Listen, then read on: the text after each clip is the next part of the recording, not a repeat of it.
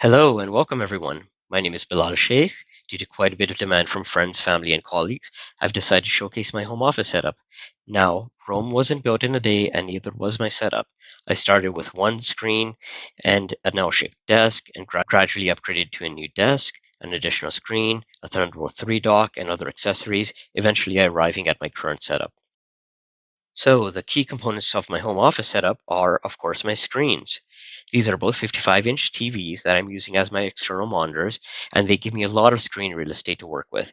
Now, I remember reading an article quite a few years ago which discussed how the most pragmatic use for 4K displays was not watching movies or videos in high resolution, rather its productivity. This is because you get so much screen real estate with a 4K screen such that each quadrant or quarter of a display is the equivalent of an individual 1080p display. With these 55-inch 4K screens, each quadrant is the equivalent of a 27.5-inch 1080p display. So with two 4K TVs and my laptop monitor, I have the equivalent of 9 1080p displays. That is a lot of room for me to place my application windows such that most, if not all of them, are available at a glance.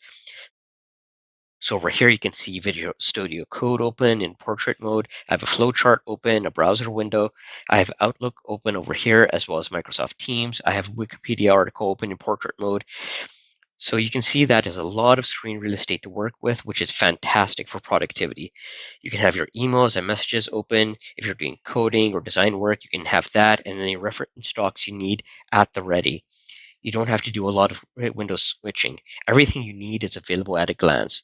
These larger 4K screens are great for this, and I have found them to be very helpful for productivity.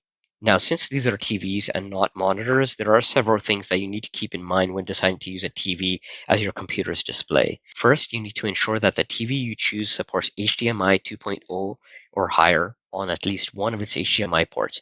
This is to allow enough bandwidth for your computer to connect to your TV at 4K resolution with 60 Hz as the refresh rate.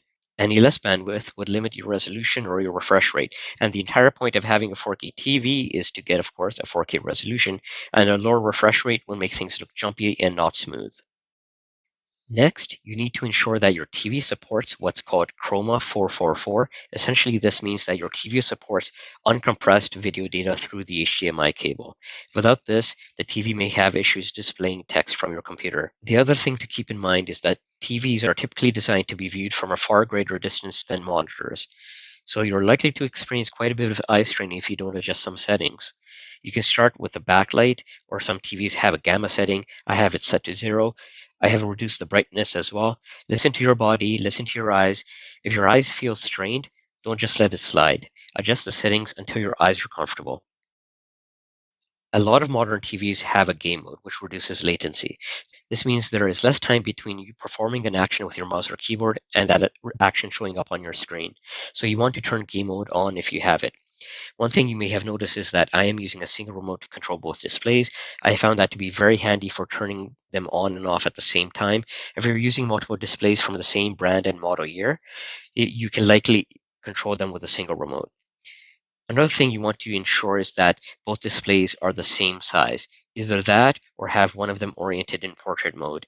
In my previous setup, I had one 40-inch display and one 58-inch display, and I found that to be quite unbalanced and uncomfortable for viewing.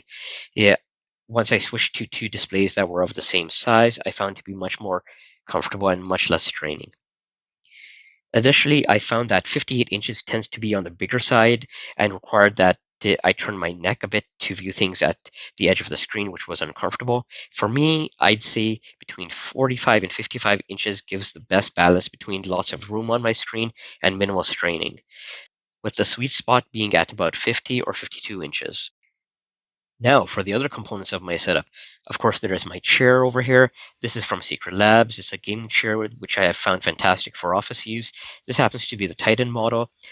The recommendation form from Secret Labs website suggested the Omega model because of my height and weight. However, I went with the Titan simply because I like the extra legroom it provides along with its wider base, and it comes with a built-in lumbar support with it, which I really love and find comfortable. Other components of my setup are my Microsoft Natural Keyboard. Unfortunately, these are getting harder and harder to find. I also have a Logitech G604 mouse. For my headsets, I have a Jabra Evolve 75, which was fantastic. It served me well for a number of years. Unfortunately, its mic started to give out about a month ago, so I replaced it with a Poly headset, which is also fantastic. Both the Evolve 75 and the Poly have noise canceling mics, as well as active noise cancellation, which is fantastic for shutting out ambient noise. My desk itself is a sit-stand desk from EffiDesk. It's 72 inches across, which gives me a lot of desktop room and is quite comfortable to use. I have a Thunderbolt 3 dock from Dell, which I use to connect to one of my screens, and the other is connected directly to my laptop via HDMI. I have a portable USB-C hub, as well as a mini Thunderbolt 3 dock, which supports DisplayPort, power delivery, and Ethernet, which is fantastic for connecting peripherals on the go. So this is essentially my setup. I will link to the items I use, as well as some alternatives which may work as substitutes, down in the description through affiliate links. Please go ahead and make use of those. Please also like and subscribe. I don't know how often I'll be making videos at the moment, but when I do make videos, hopefully you'll find them useful and informative. Thank you very much. Bye.